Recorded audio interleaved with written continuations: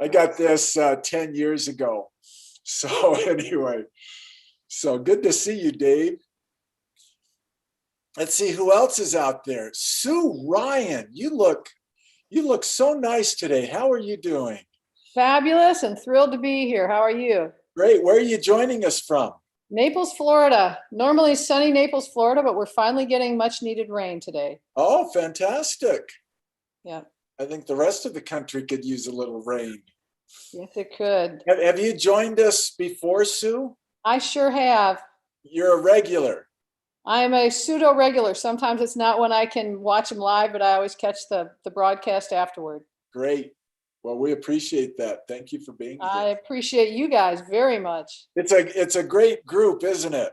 It is a great group. Amazing what Joe Polish and Dean Jackson bring with their guests every month. It's pretty spectacular. Great energy and wisdom. Thank you. Guilherme. I said it perfectly, didn't I? Almost. How do you say it? Guilherme. Very nice. Nicely done. I was testing you. So Okay. where are you joining us from? I'm joining from Brazil.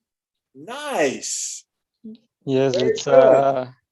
a city in the countryside of the state of São Paulo. The name is Bauru. Very difficult name. Beautiful. Well, I'm glad you could join us from all the way from Brazil. That's Thank great. you. Professor Russ Hanisch is joining us all the way from California. How are you, Professor?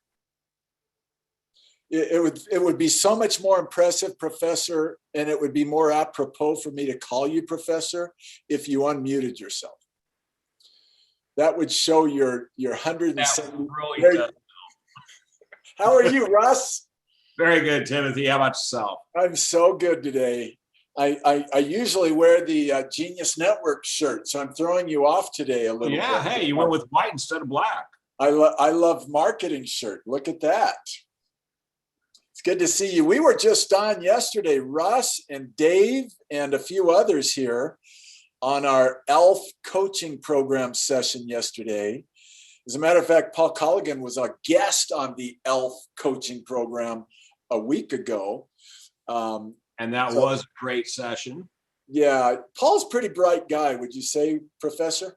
Yes. Yeah, he's right up there with me. That's high praise for you, Paul. It's very high praise. I'll take it. We definitely have to say hello to Schwa. How are you, Schwa? Hi, Tim. I'm doing very well. Thank you guys for having me here. Let's see what shirt you're wearing today, Schwa. Are you representing? There you go. There he is. Oh my goodness, you are looking good in Genius Network attire. Thank you. So, oh yes, you got the luggage tag too, just like Ben Hardy had on his backpack when he was a student at Clemson. Thank you, guys. Thank you. It's good to see you. Hey, there's a guy out there, Michael LeBlanc. Michael, unmute yourself. I'd like to say hello. Have you say hello to us. I know it's really complicated, Michael. Yes. Hey, LeBlanc. Yes. How are you How doing? are you? Hello, Michael? everyone. Always good. Always good. Michael, we go back. Joe Polish introduced you and me 20 years ago in Platinum Plus, man. I've known you a long time. Yes. Michael and I are brothers. We don't look like it, but we're absolute brothers. Yes, indeed. Yes, indeed. Thank you, Michael. Glad you could be here, brother. My pleasure. Thank you. Don Cooper, Genius Network member. Are you wearing a Genius Network shirt, Don, up there? Oh, representing. How you doing, Tim? Doing fantastic. So next week we have a Genius Network meeting. I'm looking forward to it. Me too. Yeah, we'll see you there all the way from Canada. So everyone, we're going to start in 5 minutes. This is going to be a remarkable I Love Marketing meetup group session. As you know, our good friend Paul Colligan is the guest. So we're going to start in 5 minutes. So that gives us a few more minutes to say hello to some folks here. Everett Hendrickson. How are you down there in, let's see, Florida, right, Everett? I'm in Atlanta Airport right now. Oh, at the Atlanta, that's why you have the mask. They don't let you in without that, do they? It was Everett. They let you know when it's off. Everett, how long have you been an ELF coaching club member? 2 weeks. So far, so good, right? That's it. Good job. Good to see you. Dean Jackson has arrived. It's good to see you. Where is Dean Jackson? It's always good when the interviewer, the star of the show, shows up. It's like, okay, we're in good hands. I come early to make you feel comfortable. 4 minutes of comfort. That's right. It's 4 minutes more, 4 minutes earlier than I show up for my own things. Well, we're right. I'll take 4 minutes with Dean anytime. That's right. Absolutely. 4 minutes with Dean is like the equivalent of, I'll let you finish that statement, Paul, in a minute. I want to say hi to Jim Baldwin. Hello, Jim. How are you? Jim's out there in California somewhere. How are you? Good morning, Timothy. How are you? Fantastic. Good to see you. I saw you yesterday. It's good to see you again. I know. Thank you. Thank you. It's like a deja vu. I know. And let's see boy, we've got all sorts of people here today. Pages and pages of people. Good to see all of you. We're starting in, again, 3 minutes. Let me see here. Who else do we have? So, Paul, do you want to end that? 4 minutes with Dean Jackson is equivalent to ... Paul Colligan? That's a good one. I gave you 4 minutes to come up with something. Come on. I'll let you continue. An entire bottle of a fine wine. Entire bottle of a fine wine. Don Checky, help us out. How are you? 4 minutes with Dean Jackson is like an entire bottle of a fine wine. Ooh. It's like having a long drink of inspiration with the roadmap mapped out for you and lots of compliments and lots of encouragement along the way. Just a swell guy to talk to. I think he said it better than you, Paul. What do you think? Yeah, most do. No, you have the gift of words, Paul Colligan, which we're going to find out in just 2 minutes. It's in the tone. It's in his tone. His amazing tone of voice. Yes, he's Thank you. He's very soothing. He's very soothing. Mark, I once told my wife that I wanted to get one of those on the air signs, so that when I was recording, I could flip it and the family could know not to. And she's like, I know when you're on the air. What do you mean? She's like, big voice Paul comes on and echoes through the whole house. It's not a problem. Voice, isn't it? Yep. It's good to see everyone here. Oh my goodness, we have quite a group. And you are all excited to hear what Paul Colligan and Dean Jackson are going to be talking about. So we'll start in 1 minute. And we just say background of the event goes to Gina. Look at this background right there. She's good, isn't she? Wow. Dean, did you remember this shirt that I'm wearing? Yes, look at this. I mean, really. Yeah. Okay, now no love for the I Love Marketing pillow? Where's the I Love Marketing I saw that. Look on the couch. I got an I Love Marketing pillow. Oh, there you go. Yes, look at that. Nice. I think I beat Gina on this one. It's like the one time in my life where I beat Gina, but I think subtle. The I Love Marketing pillow is for the win. And this is like, Gina's out there. Gina's out there. No, I mean, that's great. It is great. I still want to be Gina when I grow up. Okay, everyone, it is time to start. So we are going to start. So we'll count down from 5. Hello, everyone. I am Timothy Paulson. I've worked with Joe Polish for 20 years. And on behalf of Joe Polish and everyone at Genius Network and I Love Marketing, we are delighted to welcome you to this I Love Marketing meetup group session. Dean Jackson, the brilliant one, he is always with us, and he's going to be interviewing our guest today. And so I want to take a few minutes to introduce Paul Colligan. I've known Paul, I think I met him 17 years ago, and he was talking about this podcasting thing. And I just wanted to understand it so much. And it was hard back then to wrap my mind around it. Paul Colligan is the world's premier expert in helping us understand, to make it so that even I can understand. But Paul's been a member of Genius Network, I think, Paul, for now about 10 years. He's the one that so many look to. So we're delighted that Paul is our guest. He is a remarkable, generous giver. And so I have a brief introduction that I'm going to read because he deserves a good introduction. Paul Colligan's lifestyle and business strategies are designed to tackle the strategies and opportunities of today's ever-changing information economy. His company, the Podcast Partnership, leverages technology to expand reach and revenue for businesses and creates digital influencers with the simple sound of the human voice. Now, Paul's clients include, see if you recognize any of these names, best-selling authors Kathy Colby, Brennan Burchard, J.J. Virgin, Mike Koenigs, Donald Miller, Jeff Walker, Frank Kern, Joe Polish, and others. Past projects have included work with Microsoft, Story Brand, the U.S. State Department, Rubicon International, Piranha Marketing, Pearson Education, and more.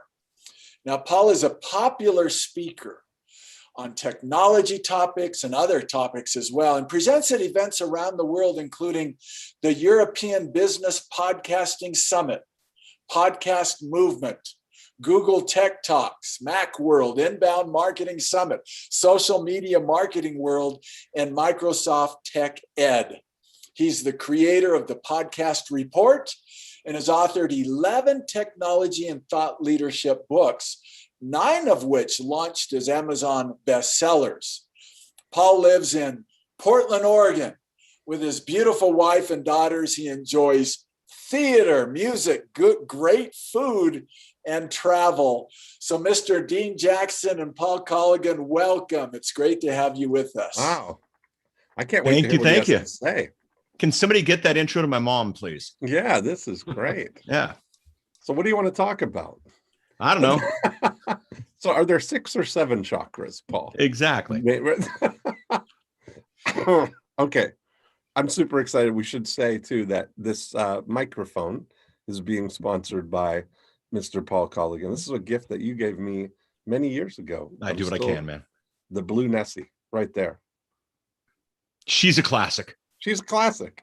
So welcome. I'm excited. Eunice will be excited. I've got the highlights of, I know we're going to have a great conversation, but she always likes to make sure I check the boxes on what we've promised our listeners. So let's start at the beginning. Do you think that podcasts are going to catch on? I'm hoping on it. Okay. I'm betting the farm on this one. Right. So you're going long on podcasts. You're going long. Going long. You know, it's once been said, 1 step ahead, you're a visionary, 2 steps ahead, you're a martyr. You know, okay. in podcasting, I was about 14 steps ahead. You know, Yeah. I tell people I've been in podcasting for 18 years, 4 of them profitably. That's it. Now, you know, this is, I was thinking about how podcasting was kind of one of the early things that really kind of took advantage of this wave of digitization that we had, that when the MP3 and then streaming was coming, you know, podcasts. I remember having my first podcast in 2005, whenever the first index of them came up. And this is how far back it was actually an index of podcasts. Yeah, there was a page. There was a page. Yes. If you want to listen to a podcast, here are your choices. Yes. And I could, you could sort them. You could sort them by alphabetical or by popularity or by recency, I think it was. So I was made sure my podcast, the first one was /10 real estate marketing ideas in 10 minutes. It was for Marketing Monday was the thing. So I got up to number, you know, on the top of the list, and then that gains your popularity. So I figured out how to, you know, move the needle on the system. But now it's not like that. It's not so easy to, you know, kind of make a noise with a podcast. what's kind of the state of podcasting right now, would you say? If somebody, before then, when we first started podcasting, people were saying, what's a podcast? And now everybody's got a podcast. And it seems like when people who don't have a podcast ask about it, they say, is it too late to start a podcast? Well, on the shelf up there, and for those of you listening to the audio version of this, I'm pointing to a shelf. There's a book I have called The Beginner's Guide to the Internet. And this came out in a while ago, so long ago that there's actually 2 whole paragraphs of this thing called the World Wide Web. And I was really interested in this coming thing called the World Wide Web. And I was fascinated with the implications of it, and actually had to ask my wife to up the monthly budget on the internet account by an additional $9 a month so that I could get access to this fancy thing called the web based on the 2 paragraphs in this, big book. There was a time where there were a list of web pages too. And there was a time when people asked, what are web pages? And nobody to this day says, should my business have a web page? Even though there's a lot more web pages than there are podcasts. And podcasts are at the same place. If you're going to do a generic podcast about a generic topic, your time's run out. But if you're going to do a very specific podcast about a very specific topic with a very specific niche, the time's never been better. And just the same thing with a website. There was a time when having an email newsletter was enough. There was a time when, those days are over. Now you got to be on purpose. And by the way, on purpose is where the money is. Yeah. That's so funny. It turns out, I was looking about that, but people often say in that same breath, email's dead, which of course we know that not to be true, but it's just so funny that it all depends on what you're looking at it as. If you're looking at it as a way to record and document, create, collect audio thoughts or audio ideas or audio record that you can put access for everybody in perpetuity, that's really the way to think about the podcast. I think people get disappointed if they start a podcast Record and they put him up. They put up the podcast, and if nobody is listening, then they feel like, podcasting's doesn't work, or I can't really get any traction there. And it's funny because you could ask that same person, if you opened up a business with no sign on the front door down an alley that nobody knew about, and were only open at the hours that nobody shops, what do you think your chance of success would be? They would just laugh at you. Yet somehow the podcast, gets this magical world where, you know who I blame it on? There is a guilty party. You know who it is? Who's that? It's Kevin Costner. Remember Kevin? If you build it, they will come. Right, exactly. Liar! Absolute liar, Kevin. He's the one. And he has done more damage to the podcasting space than anybody else out there. So I blame it on Kevin. # I blame Kevin. Go ahead, start promoting that on social, folk. Yeah, exactly. I always tell people that, I look at a podcast as a lead conversion tool than a lead generation tool. That's my coming into it, that I'm not expecting the podcast to do the heavy lifting of generating leads. It does, and it can, and direct people back. But I am of the idea of building the audience even separately from the podcast. And absolutely. That's a great model. The thing though, let's go a little bit bigger. Yeah. We have 4 questions at the podcast partnership, and hopefully we'll get through the 4 questions over the course of our conversation. But question number 1 is, what do you want your podcast to do? That's exactly right. And what's beautiful here, Dean, is exactly what you want your podcast to do. You want your podcast to get you leads. And by the way, podcasts are really good at that. But it's funny. I've heard people who have said, I want my podcast to get me leads. Yet I've never heard an offer. I've never heard people ask for leads. I've never heard for these types of things. But question number 1 is, what do you want the podcast to do? And then you build your strategy based on that. Lead generation is a really good one. I look at the podcast, getting the leads is one thing, but I'm looking at the podcast as a way to create all the ancillary content that I can use from that. Like the way when we look at it, doing the recording. So I'll use I love marketing. When you look at the body of work that we have over coming up on 10 years, this January will be 10 years for the I Love Marketing podcast. And so I look at what we've got there, that maybe you'll be able to share with us some of the stats of how the deep episodes are still getting visited every day. But we've got this now legacy of all of this content that we've got to point people to, and all the other content that we can create from it. When I started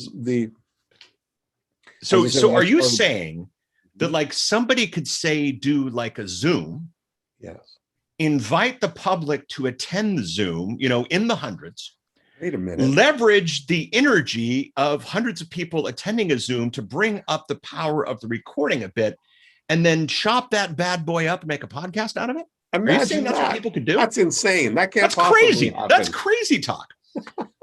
And are you saying that even better, there are some people who might not necessarily grab the podcast, but who'd want to be on their lives, so they might get a chance to do a shout out or get their questions taken. So are you saying that same time can be exploited to do great things if you do it strategically? Is that what you're saying, Dean? Absolutely. Now imagine that if you could take that same content and Imagine maybe that. get a transcript of that. Crazy. And maybe Crazy you talk. said something really, really interesting on Right. that. Yeah. And somebody was able to find that as a gem in this pile of transcript and pull that out and polish it up. And maybe you could get enough to send 3 emails a week to people. That'd be crazy. That would be crazy. Crazy talk. Are we dreaming here, Paul? I think we are. Everybody, this is the tip. This is the tip. And let me give you the tip, the hack here on a larger level, because, when I woke up Monday morning, my youngest just graduated from high school this weekend. So it has been a crazy weekend. When I woke up Monday morning, I literally had to look at my calendar to see what I was doing this week. And you know what popped up? Wednesday, I Love Marketing meetup, and like the whole week becomes centered around that. Now, when I'm thinking about that from Monday morning through, and the energy I'm giving and the screen, I showered today, I'm wearing pants, it's all there. And the energy I'm able to give in this live is going to make for a better recording. To wear pants. No live albums are live at the studio. They're live with thousands of people in the audience because you want to get that energy from it. Yes.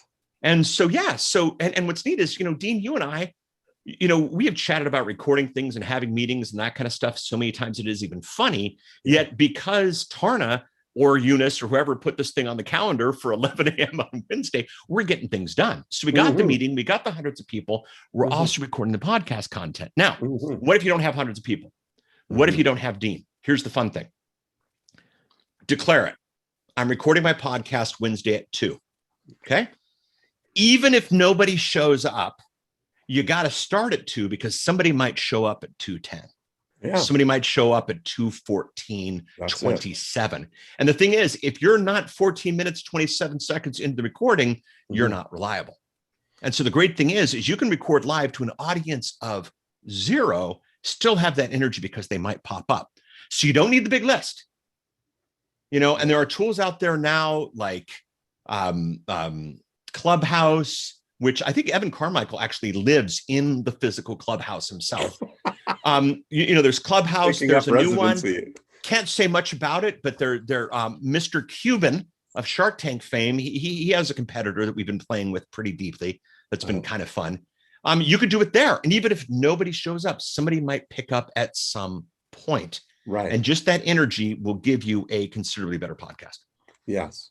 That's the part of the reason, I love having things synchronous and scheduled like that. Absolutely. That you're doing where it's, where if you can set up a format that matches what your natural style is, what your natural preferences are. Yeah. That's really, Yeah. that would be a win. If you love to prepare and you love to get everything, fully organized and have, a very highly produced thing, go for it.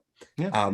But if you've got, that's why when I did the More Cheese, Less Whiskers podcast, started that with the idea of taking one business owner each week and just brainstorming and applying the 8 profit activators with it. And that came out of Joe and I used to do the Yellow Pages roulette episodes of I Love Marketing. When the Yellow Pages would arrive, one of us would text the other and say, hey, the Yellow Pages just came, and we'd get on and one of us would pick a number, the other would turn to the page, and we would just brainstorm and think about how we would market if we had an aquarium company or a roofing company.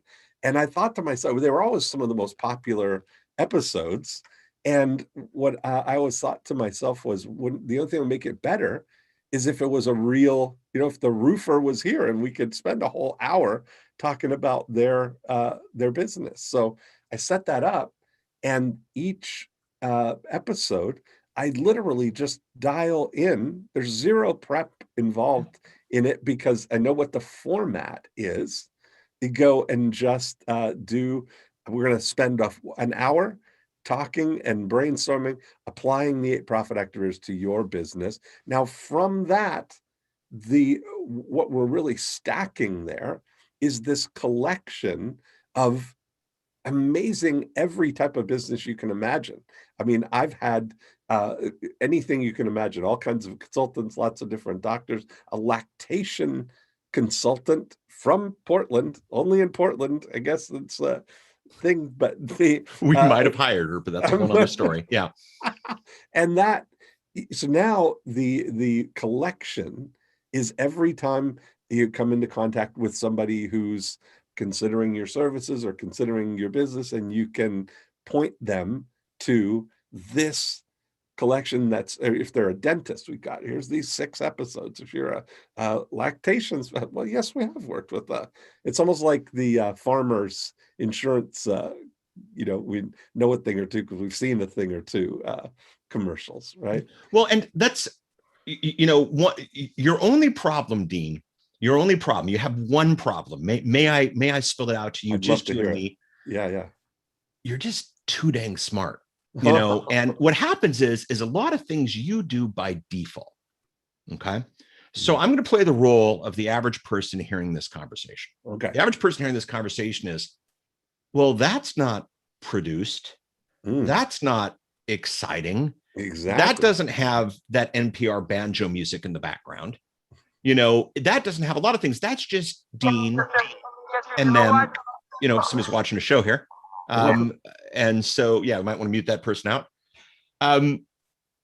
People are thinking, yeah, gotta love Zoom. This is the beautiful part of editing. But the thing is, they're thinking that this doesn't work. But here's the deal. Go back to what Dean said at the beginning of this Zoom call. Maybe not at the beginning of this edit, but at the beginning of this Zoom call, Dean said he likes his podcast to get leads. Well, let me tell you how leads happen. Leads happen when somebody perceives you as viable, when somebody perceives you as somebody I want to work with. So 30 minutes with an expert doing their thing while the microphone is running is extremely compelling, but it's also fantastic for sales.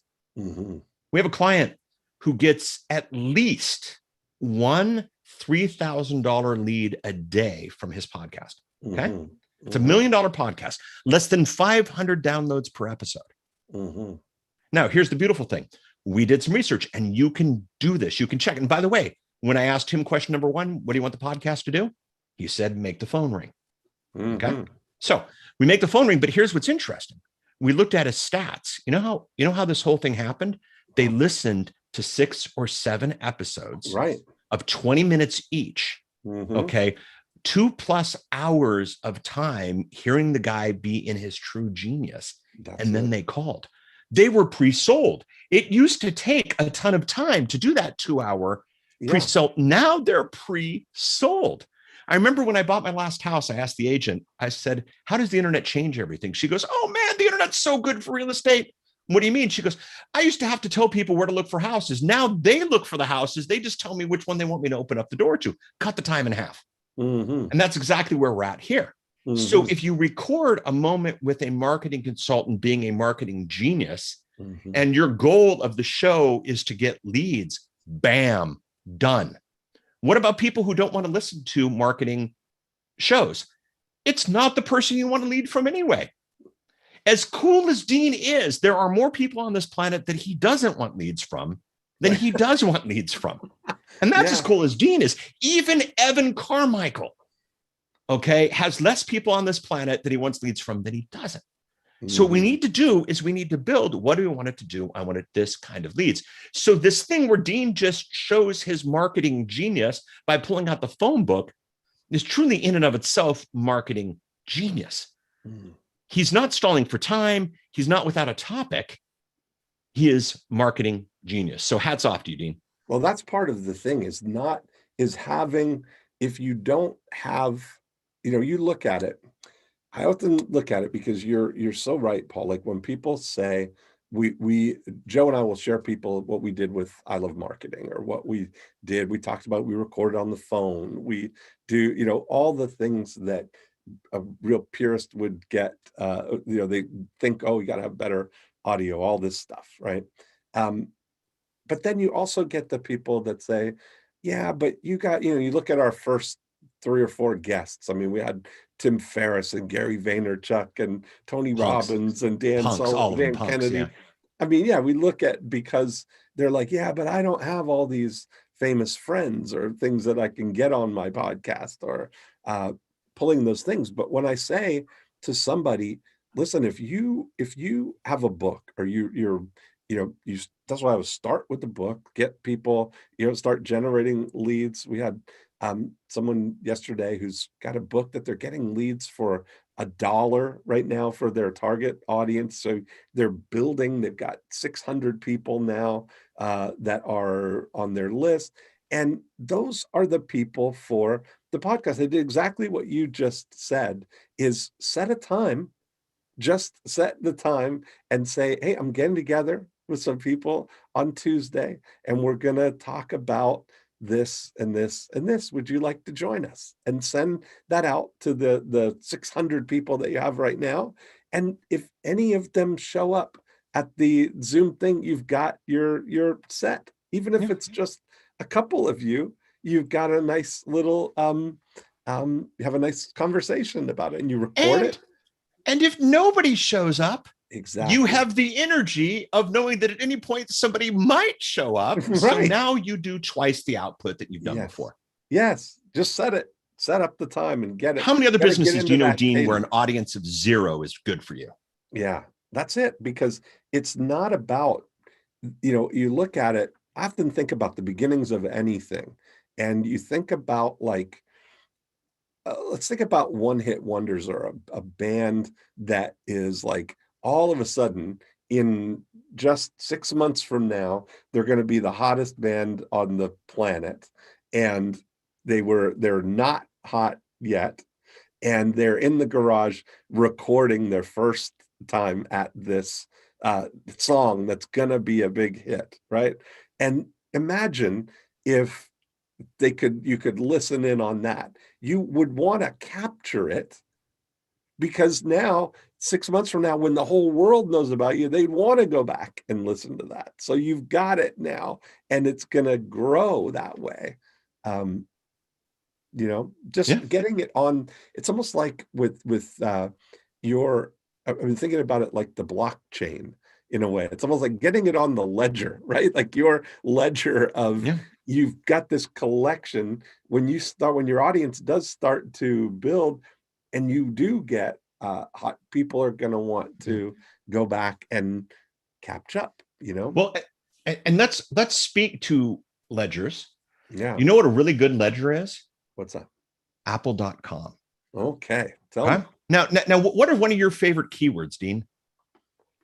Marketing, of course. Okay. So if Dean had a podcast name with the word marketing in it, and that podcast was at apple.com. I like where you're going with this. How cool is that? And what if Dean had 500 episodes, each of which had their own page at apple.com? Oh, and by the way, that's a good ledger. But you know what another good ledger is? You see, when people search Apple, they're at Google. You know what Google is? People who don't want to pay for information. You want to know another good ledger? Amazon. Yes. And you know what Amazon? Amazon is a search engine for people who are willing to pay for information. That's true. What if the word marketing and podcast came up in search results on Amazon? What if marketing and podcast came up in search results in Audible and Google and iHeartRadio? You know, and Deezer. Let's not forget Deezer, people. Deezer's a German music system that sometimes gets us more traffic than well deserved. But the fact of the matter is, part of that ledger, part of that content. Now, does Apple say how many people visited your marketing podcast versus somebody else's marketing podcast? Nope. So, Paul, you're saying I could create a show with a nice piece of art targeted to my audience and tell people, yeah, Apple's promoting me at apple.com right now. Google's promoting me at google.com right now. Amazon's promoting me at amazon.com right now. iHeart's promoting me at iHeart.com right now. It's kind of cool. It's kind of cool. Pretty good. You know, Denise asks here, do you need to advertise the podcast to get the right fit to watch? Yeah, I got to advertise the podcast. You know, a podcast without promotion is like a billboard in your basement. However, part of the marketing process, as seen on Apple, as seen on Google, as seen on Amazon, as seen on Audible, you know, and the list goes on and on. So these are pretty cool ledgers to be on. And you're there by default. Let me ask you this, that it never dawns on me to advertise my podcast. So let's talk it out, because as a marketer, I know we talk about your podcast getting leads. What I'm really saying, what we really want, the most valuable thing for me is an exchange, an email address, so that I can communicate with somebody, right? So that I can have a two-way communication with someone, I call it turning an invisible prospect into a visible prospect, because that's where it all happens. So all of the lead generation that I'm doing on the podcast is driving people to a page where they can come into my email world. So at the end of every episode, we use a audio signature, like the equivalent of my email super signature, saying, you know, and that's another great episode. If you want to continue the conversation, go to morecheeselesswhiskers.com or go to ilovemarketing.com. You can download a copy of our Breakthrough DNA book. You can, you know, and then I say, you know, on there'll be a guest on the podcast. Try our Profit Activator scorecard. See how the Profit Activators are growing or slowing your business. So always leading to them coming to do something, right? And that way, I look at the value, because everything I can look at, all the monetizing really happens from within the email world, right? So how do you think about the you know, the podcast? Like, to me, it seems, and maybe you have a case study or you have something on, if my goal was to build email addresses, leads, and I can get those leads for $1.50 or $2 by running Facebook ads to my exact audience, or Instagram ads, and having them download the book, and then now sending them in this loop where they're constantly getting all the podcasts. So coming that way to the podcast, separating the lead gathering from the relationship building and the converting. How would it look? And do you have any case studies to show comparatively going the other way, like starting with the podcast as the promoting the podcast to then get the email? My favorite Mhm. case study ever Mhm. in this is our mutual friend, and perpetual 14-year-old good boy from ClickFunnels, Russell Brunson himself. Okay.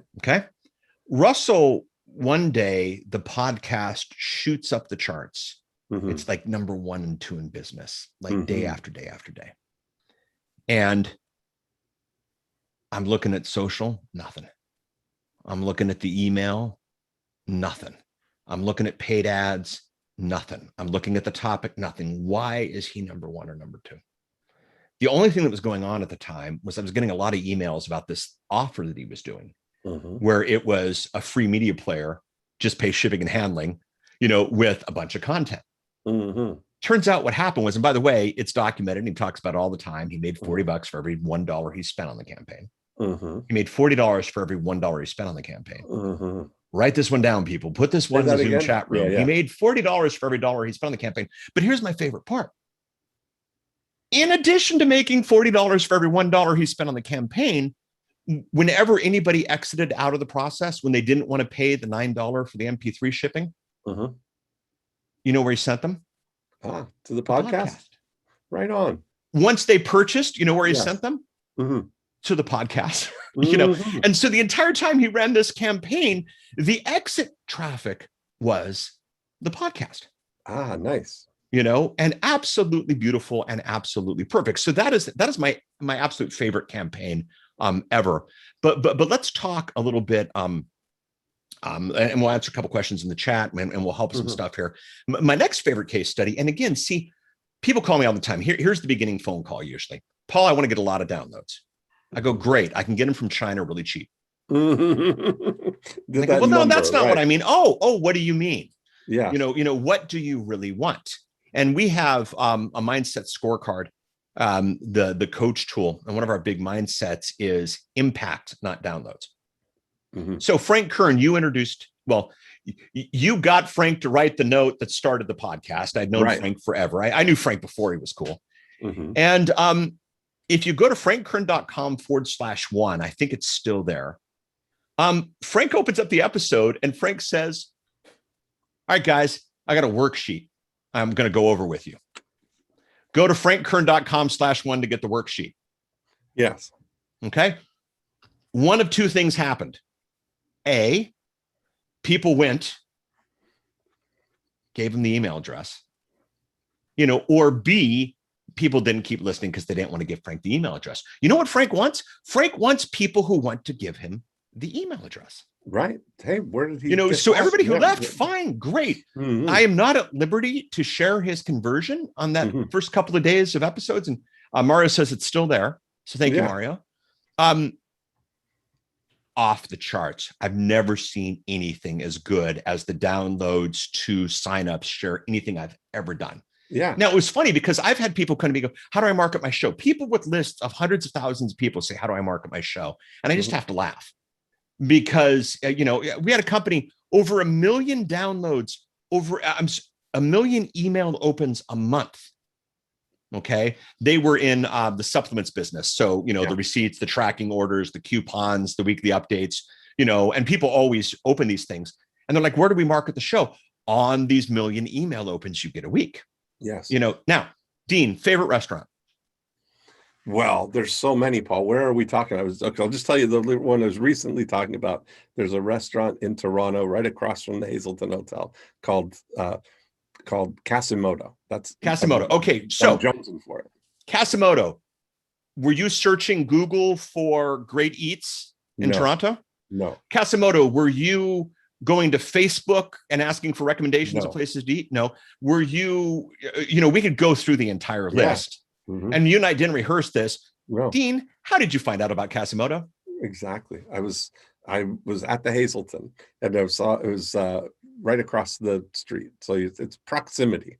And, I guess going there. The rooftop we had gone to as when it was another restaurant, then it switched to Casamoto, and it's fabulous. It's my favorite. Proximity.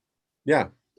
That's a big one. There it was. Recommendations. Yeah. That's another big one. If I'm going to eat in Toronto, I'm going to ask, Dan, where do I eat? We do that all the time. I just told you where you're going to eat. What was that? I just told you where you're. Well, yeah, eat. that's true. That's true.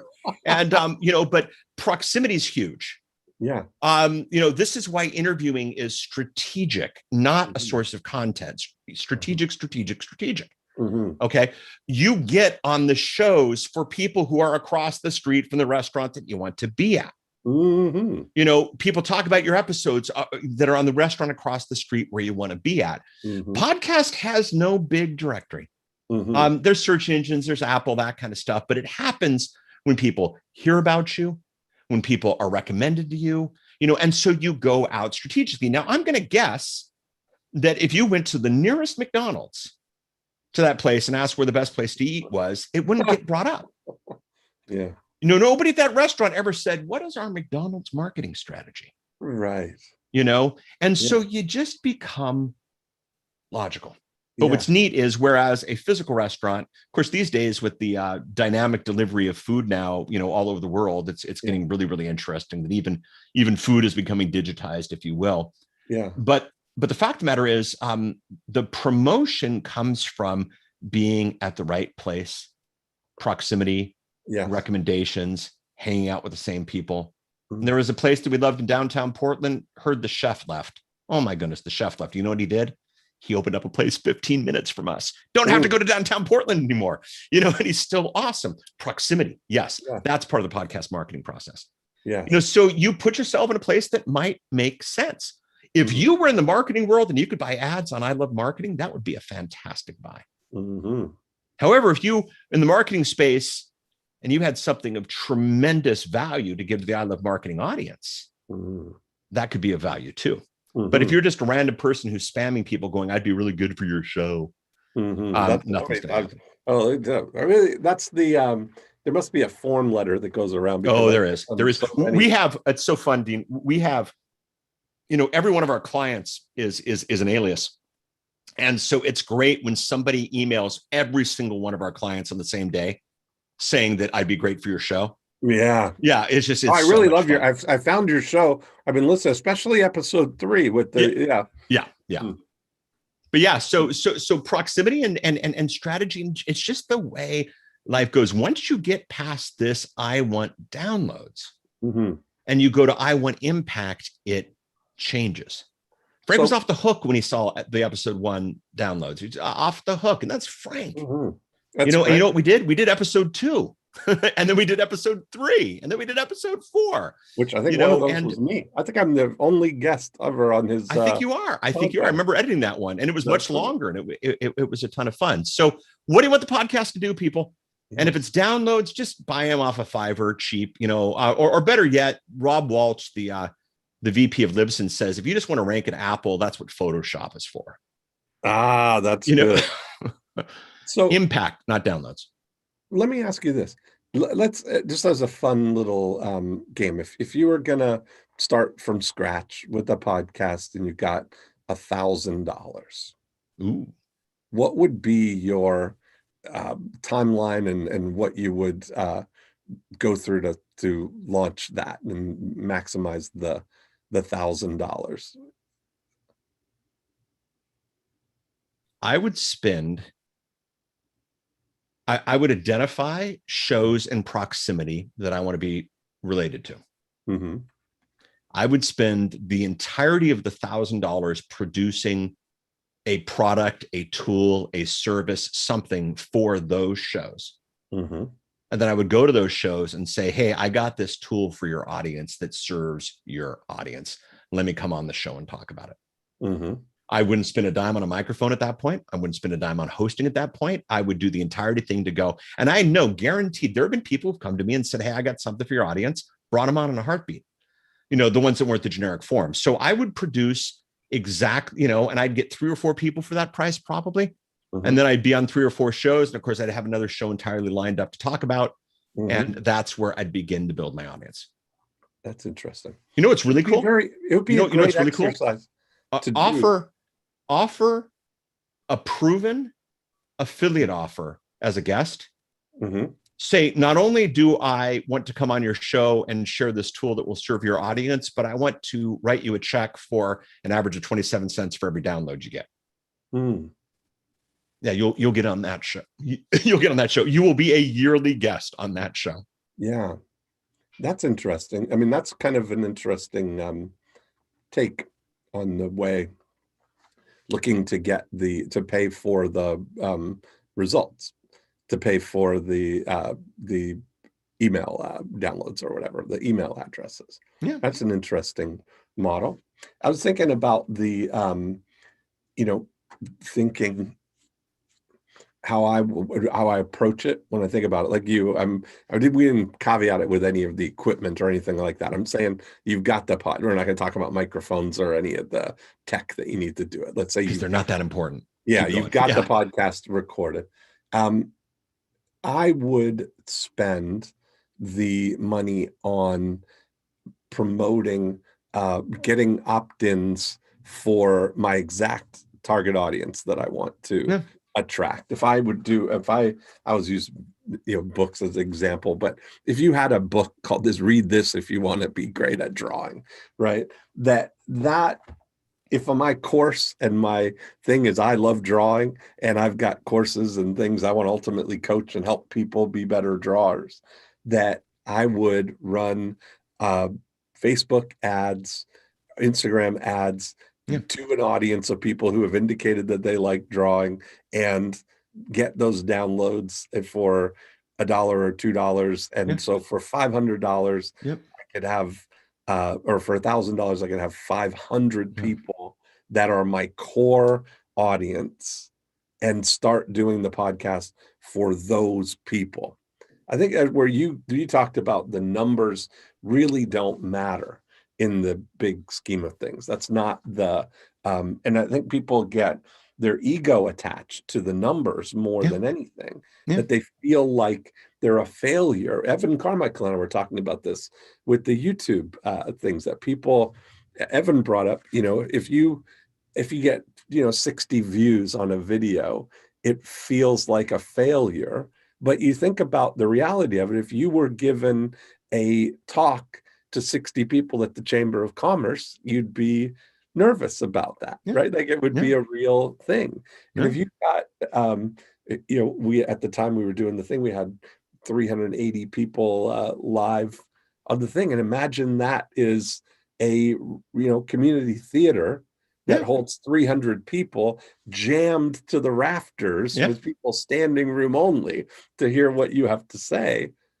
That puts stuff in perspective. If you think about the average church congregation is less than a couple of hundred people. So you imagine a church every week that you're speaking to of people who want to draw or want to do whatever it is that you do. Yeah, and remember, I spoke earlier. You used the number 500. I used the number 500. I have a client who has $1 million podcast with less than 500 downloads per episode. Yeah. If you got 500 real leads, it's not that hard. People just want to make it complicated. Yeah. That's interesting. All right. So I'm going to look at, I always promise Eunice that I'm going to deliver what we promise on these. So let's do some things. So we talked about why podcasting. I think we can give that a good check mark, right? Then we're talking right now little things about optimizing and maximizing your podcast once it's online. Let's talk about this for a second. The tech versus the content. Ooh. All of these things. Let's talk a little bit about that because people think, is it it's funny how neither of us, when I said you got $1,000 for the podcast, our first thought wasn't about, good. Okay, good microphone. Gotta get the fancy microphone, gonna get the, Pro Tools or whatever. Well, let's chat about the tech for a second. Cause there was this influencer a couple of years ago. His name was Martin Luther King Jr. And he did an episode of his show called I Have a Dream. Okay. And this I Have a Dream episode of his show, the dude used a microphone that was like 40 years old. Okay. The soundproofing in the room was terrible. You could hear the crowd. You could hear the background noise. I think a plane flew over once. Okay. It outside, chopped. for God's He sake. peaked. All these things happened. It was a terrible recording. And here's the funny thing about I Have a Dream. The content was pretty good. I actually really liked this guy's dream. And I just wonder what would have happened had Martin Luther King Jr. had a better microphone and maybe gone to a studio or something for that episode. Okay. Obviously tongue in cheek, but important. Okay. Now, best episode of I Love Marketing, in my opinion. Well, let me tell you what I think it is. Let's see if we match up. Well, I love the one with Tony Robbins. Absolutely. I'm just going to say, what if we now, cajole here's the Tony funny thing. And Gina, you know, in about 5 seconds, she'll find that and put that in the search for this. Let me tell you about the Tony Robbins episode. Okay. Tony Robbins, Joe is on a cell phone in the Holland Tunnel in New York that he paid less than $12 for. I'm certain. Dean is actually on a phone line, you know, good for him. Tony is in Fiji on Skype, you know, bragging about how far away he is from his house on Wi-Fi. The audio experience is horrific. It is headache inducing. It is painful. It is also magic. Yeah. It's Tony off book. Yeah. And you don't get a lot of Tony off book. Well, that's the thing, is like, that's what we did. You know, I had how that happened. Because, you know, unless he's promoting a book or doing something, it doesn't really go on a lot of podcasts and do stuff, you know. And so I had done his New Money Masters series. Yep. So I remember that. Yeah. Yeah. So he came here, we shot that and did that. And he told me then he would come and do our podcast. So that's how it happened. And we got him, you know, the time, but he was in Fiji, and it was really, you know, Joe and I were doing it late at night. It was Fiji morning. And, but the whole thing, it's exactly that. It's not about the tech or the stuff like that. It's the content. And it was great episode. It was magic. It was magic. Yeah. You know, I saw a presentation in a podcast event in LA, and it was what Hollywood could teach the podcaster. And there was this moment where the guy came out, he had done some stand-up work, and he said, you know what the stand-up comic's favorite microphone is? And everybody leans forward. Everybody likes to write down the microphone name. He goes, the one that's on the stage. Right. You know, and they don't care. Now, up on that shelf behind me, again, for those of you listening to the audio version of this, I'm pointing to a shelf. There is a $600 mic. Okay. In front of me, this mic is a $75 mic. Okay. I paid now everybody's going to go in the chat. What mic? I paid an additional $15 to get this thing that it lets me attach it to my desk, and the very, very important spit guard. Okay. This is now the launch. What mic? See, people are asking. Sounds good. People are excited about this. We had clients who paid the startup fee, who built the podcast, who answered question 1 of 4, actually answered all questions, and they got stuck in the podcast thing. So now what we start doing, and no, Ryan, you're wrong.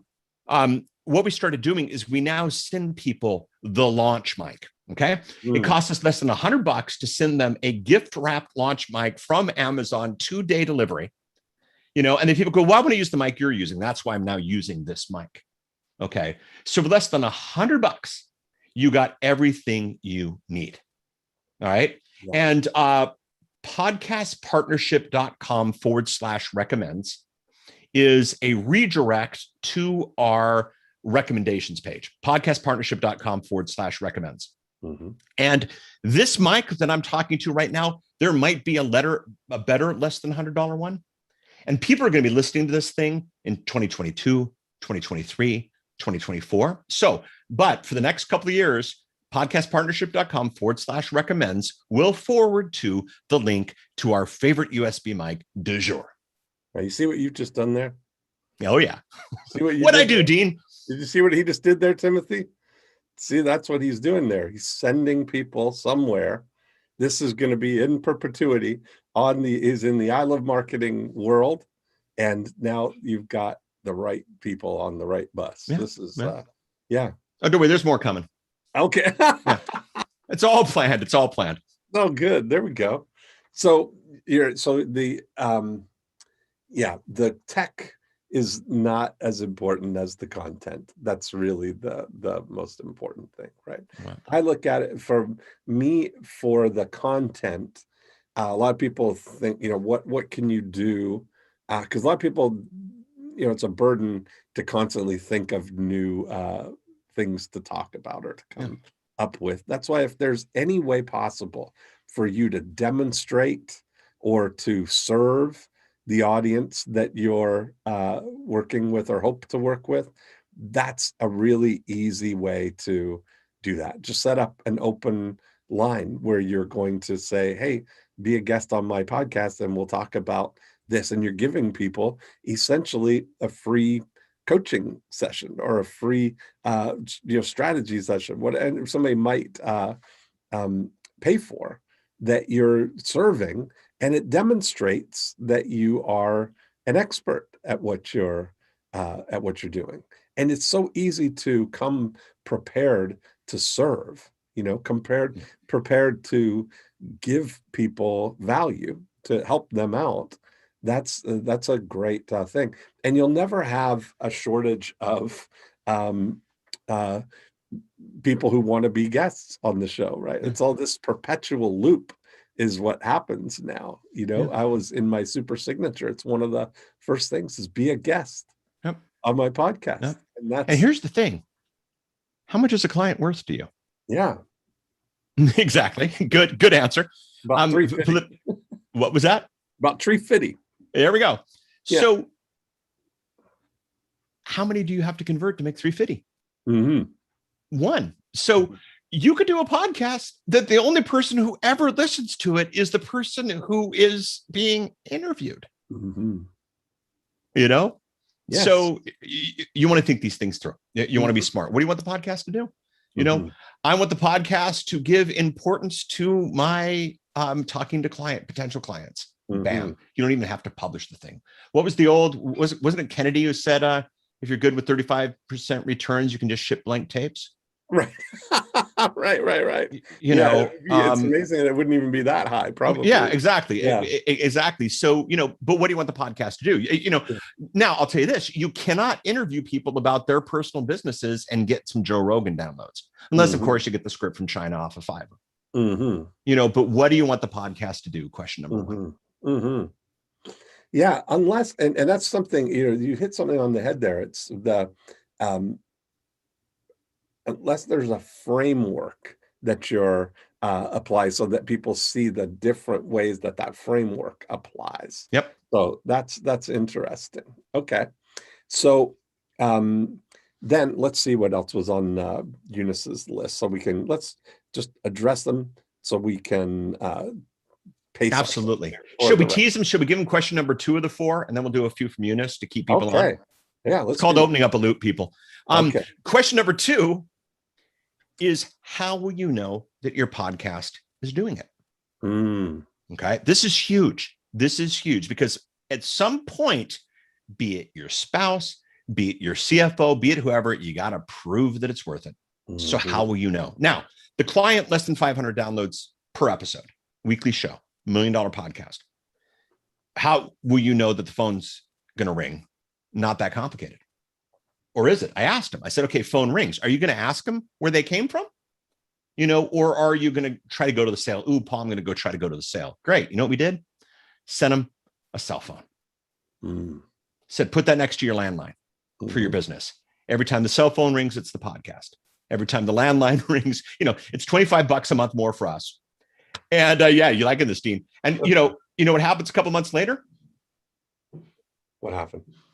Paul, that cell phone's ringing a lot more. The cell phone's ringing a lot more. Exactly. Yeah. So, number 1, what do you want your podcast to do? Number 2, how are you going to know that it's doing it? So, if it's the phone ring, track it.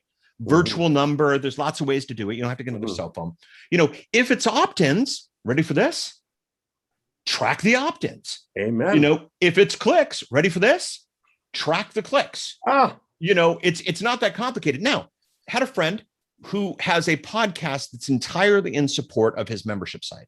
You know, what do you want the podcast to do? I want the podcast to bring people into the membership site. How you know the podcast is doing it? Well, Paul, I feel like it is. Feelings are no good. We don't track feelings. We track numbers. Okay. And so what I said was this, I said, it's not complicated. On the show, give everybody in the audience a coupon code for your membership site. Now, you know what the coupon code is? You know, it's so funny. People do these silly coupon codes, XR5127. No, coupon code listener. Listener. Yes. A couple of months later, 87%. Yeah. 87% of his new opt-ins to his membership site were from coupon code listener. Bam, the podcast was working. You know, and what's amazing is when you know what you want your podcast to do, and you know if the podcast is doing it, oh, it's a lot more fun. Yeah. You know, you've heard people like, well, it's episode 521, and this guy emailed me and he's going to be a guest, and I hope he has something because I got nothing. Right. You know, we've all heard those shows. Yeah. And once you know how it is it's going to track, you're in a good place. All right, let's go to some Eunice questions. Okay. So I've got the big things. We got this why podcasting, the optimizing and maximizing once it's online, tech versus content. I think, yeah, well, we'll close with this one, the steps to set up your podcast for success, kind of go through the lightning steps as people's marching orders. But let's go through your, everything, I think we've ticked off the boxes of what we promised there. So now we're in the bonus rounds. You know, you should do this podcasting thing, man. You should get into podcasting. You'd be good at it. So how many more? There's 4 questions. There's 4. We're at dumb number 1. What do you want? What do you want your podcast to do? How are you going to know that it's doing it or done it? Right. Now what? You ready for number 3? This I'm one's ready. Crazy. This one's crazy. So I'm in a Zoom meeting with the man. Okay. Big guy, important guy, 7.5 million downloads. Okay. With his director of content. And when you have 7.5 million downloads, you can have a director of content with his director of marketing and his director of content's assistant and his director of marketing's assistant. 5 people on the call. What do you want the podcast to do? He tells me this mission statement as if grandma herself needle pointed it onto a pillow that he sleeps on every night. I mean, this guy was so in it. Bam. Fantastic. Here's the funny thing. I asked him, how's it working for you? And he shrugs his shoulders. I don't know. You know, there's that old joke in marketing, half my marketing budget's working. I just don't know what half. Which half, right. You know, and so what do you want your podcast to do? Number 2, how will you know that it's doing it? You ready for number 3? I'm ready. Is it doing it? Is it doing it? Is it doing it? It's just not that complicated, people. You know, and so, you know, Dean, who does, you know, when we did episode 1 with that beautiful worksheet and the opt-in, you know, Frank calls and says, so is it working? Yeah. Now here's the best part. The answer is only a direction. Yeah. You know, the answer is only, no, it's not working. Great. What do we need to do differently? Right. Or it's working. How do we do it more? So question number 4, number 1, what do you want your podcast to do? Number 2, how will you know it's doing it? Number 3, is it doing it? Number 4, how do we do it better? That's it. You know, this sounds in the flavor of there's Simple? lessons everywhere. No, Exactly. You know who Deming is, W. Edwards Deming. Yeah. So Deming's process is plan, do, study, act. That's what you just broke down, the 4 steps there. Plan, what do you want it to do? Study it. Is it, how will you know it? Is it doing it? What are we going to do about it? Yeah. Do we do more, or do we need to change course? You know, Lindsay- yeah. But now podcasting becomes so much easier Yes. with this process. Mm. You know, now the great thing is, let's go back to your thing where you said $1,000, you bought 500 leads. Mhm. Now, here's the great thing. What do we want the podcast to do? Well, if you already got the leads, we're going to figure out something else. But let's use this closed circle, this closed cycle. Yeah. You know, can we make $1,000 from that group? Mhm. If we can, let's just do this over and over and over again. Right. If we can't make $1,000 from this group Yeah. that we paid $1,000 for, Mhm. what are we doing wrong and how do we get better in the process? Mhm. But yeah, And that's you can- it.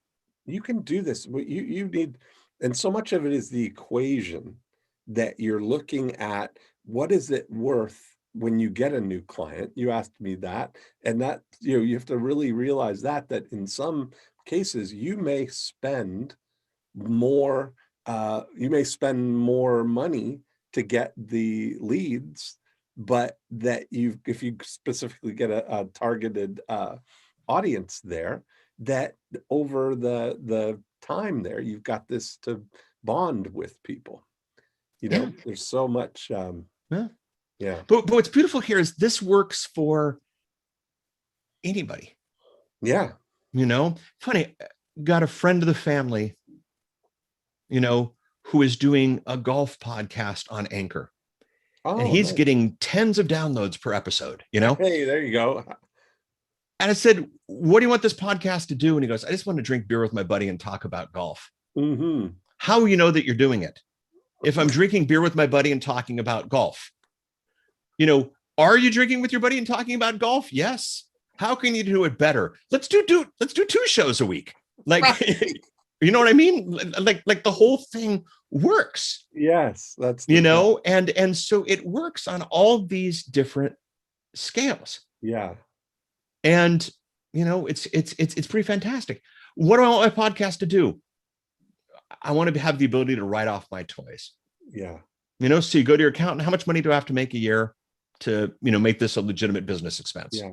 You know, that's your business. It's just 4 questions, 4 simple questions. Yeah. You know, and what I'd suggest is let's grab somebody, you know, in Zoom to tell us what you want from a podcast, what industry you're in, and we could brainstorm 2, 3, and 4 really fast. Oh my goodness, let's do it. You know, it's sort of the yellow page roulette version of things. So go ahead and do that in Zoom. And this is what you call in the industry, you know, riffing, stalling, because, you know, there's already the delay on Zoom. And, you know, there's the delay of people typing things in. But this is a worksheet, you know, literally grab an 8.5 by 11 piece of paper, divide it, you know, do a line down, do a line across, you know, and just do those 4 and then do that out. And here's the funny thing, you know, I've had people who have said, you know, I want my podcast to inspire people. Great. How do you know that your podcast is inspiring people? Well, I don't know. Okay. Let's solve that before we record the first episode. Now, one thing you can do, a lot of people don't do this. Okay. A lot of people don't even know this exists, but one of the things you can do is you can find out how long people listen to your show. Here's the thing. If you really think you're Mr. or Mrs. Inspiration, you know, and people only listen to 5 minutes of your 30-minute show, you're not Mr. or Mrs. Inspiration, you know? So we got a question. So, you know, a podcast on salsa dance. Well, Marlon, a podcast on salsa dance. What do you want the podcast to do? Okay. Nisha, I want to showcase scalable solutions to climate change so we can scale them with cash and connections. Okay. Great. How will you know that you are scaling them with cash and connections? Nicholas says, I want a podcast on helping with idea creation, overall production. How will you know if you're helping with idea creation? Okay. Ooh, indoor comfort, AC contract. Okay. This is a good one. This is a good one. Okay. Ray wants to do indoor comfort AC contractor. I'm going to assume Ray is worldwide and he's got like a database of people who deliver, you know, but it works either way. Ray does a show about AC, you know, great show, you know, cool ideas for dealing with hot times. Hey there. It's like, you know, And brought to you by so-and-so, air conditioning, and you find the whole do they get the coupon? Do they sign up? Do they check in? That kind of stuff. Not that complicated. How do you track how long someone listens to a podcast? Go to Podcast Connect from Apple and track. An impact filter will get you a similar result. Yep. Impact filter is a great way to do it. Open doors once the episode airs. This is a great one, Nisha. I thank you for that. A lot of people I want to open doors. How will you know if doors are open? And by the way, Nisha, it's not bad to go, hey, I'm doing this show because I want to open doors. So, and I want to be able to track this. So here's what an open door looks like. And just tell them on the show. Dean does that at the end of every show. I want to get more people on the show. Here's how you become a person on the show. Do that. BP wants to do on cybersecurity. Here's the thing about cybersecurity. What do you want the podcast to do? MacBooks Pro to everyone says, I want to do one on online gambling. Great. What do you want the podcast to do? How to get started. Nisha, this is great. How to get started. Nisha, here's the deal. I got a book called How to Podcast. It's still good. It's 99 cents on Kindle. Maybe it's $1.99. I don't know. And honestly, I don't care. Okay. How do you get started, Nisha? You ask yourself, what do you want the podcast to do? You ask yourself, how's the podcast going to do it? Number 3, you're going to ask, is the podcast doing it? And 4, how do you get better? By the way, number 1 and 2 is all you need before you launch. Okay. So bringing EQ to IT. I'm not sure what EQ is, but intelligence. Yeah, emotional intelligence to IT. Great. So first of all, don't call it EQ. Emotionally intelligent IT secrets. I love emotionally intelligent, IT people. And then you bring them on board. Had a friend, really funny story, and he tells it all the time, so I feel okay about telling it now. He had a show. He considered himself to be a clean stand-up comic, right? And so he did a show called, ready for this? The Ramen Noodle. Now, why did he do a show called The Ramen Noodle? It was an homage back to the days when the only thing you could afford was ramen. But here's the thing. You know who wants shows about ramen noodles? Japanese food enthusiasts. Yeah, there's a whole ramen culture. So you know what happens when a Japanese ramen culture enthusiast listens to a clean comedy podcast? Yes. They hang up. Yeah. All he did was he changed it to the Ramen Noodle ; a clean comedy podcast. So now, Patricia, beautiful. Teach people how to leverage, using leverage and arbitrage, can pay off their mortgage in half the time and grow equity outside the home financial advisor. Great. That's what you're teaching them. What do you want the podcast to do? Oh, how will I know I've done it? The amount of money raised for my clients because I'm featuring them. Great. Nisha, we're there. You're featuring your clients and you're raising money for them. Now you know how you're going to do it. Now, sketch out how much downloads, do you think you get per episode and that kind of thing. But yeah, you are on your way. It's not about the microphone. It's not about the microphone. I love this. Deb, I want to do a podcast about how introspective hypnotherapy can heal so many issues. Yep. And it's drugless and it's painless and you don't have this vax controversy nonsense. Absolutely fantastic stuff, Deb. Great. How will you know if it's working? Nisha says, how do we track? Nisha, I love this. This is the question for the ages. How do we track? The world is made up of 2 things. Things you can track and things you can't. Ta-da. So give up on the things you can't track. Just get over it. Be okay with it. And by the way, if it's a show that has something so nefarious, that's why number 2 is so important. How will I know if it's doing it? If there's no way to know, or it's really, really awkward, if I've inspired you, please call the inspiration line. What's in it for them? Right. Kind of thing. But how do you track? You got clients. Yeah. You produce a connection. Is the connection happening? Is the connection profitable? That's a link that you track. That's an email that you track. That's whatever you want to do. You just sit down. How do they track what's happening right now? It's not that hard. They refer clients for rapid results. Great. Rapid results are great because you get quick track on that. Pretty good. So just find a way to track. One of my favorites is the domain name redirect. Those of you who came on I Love Marketing Zoom. By the way, I could tell you Frank Kern's podcast, or I could say, go to subscribetofrank.com. Mm-hmm. And you know what happens when I say subscribetofrank.com? If you go to subscribetofrank.com on an iPhone, it takes you to the podcast app on the iPhone. When I say subscribe to Frank and you're on an Android device, it takes you to the podcast app on the Android device. If you're on a computer and I say subscribetofrank.com, it takes you to the page at Apple. You start directing people everywhere. Yeah. And every time, and I love to get lots of, there are some shows where I have 10 different domain names for the show, and I just track the clicks on the different marketing options. And by the way, Dean, would there be a podcast somewhere that talks about marketing tracking and processes and things that they could do? If there's anything about that in all of the episodes of all of the things that we've done on I Love Marketing. I imagine we've had some pretty amazing guests even that talk about tracking. I know that there is. I can't think of one specifically that comes off the top of my Rolodex of the episodes. But the thing is, go to the podcast client. Search. Yeah. Go to the podcast client. Go to ilovemarketing.com and everything is searchable because it's not complicated. It's not complicated. This stuff is there. Podcasting, marketing is an art. Yes. And these guys have learned how to do that. And it's pretty fantastic. Yeah. This has been great.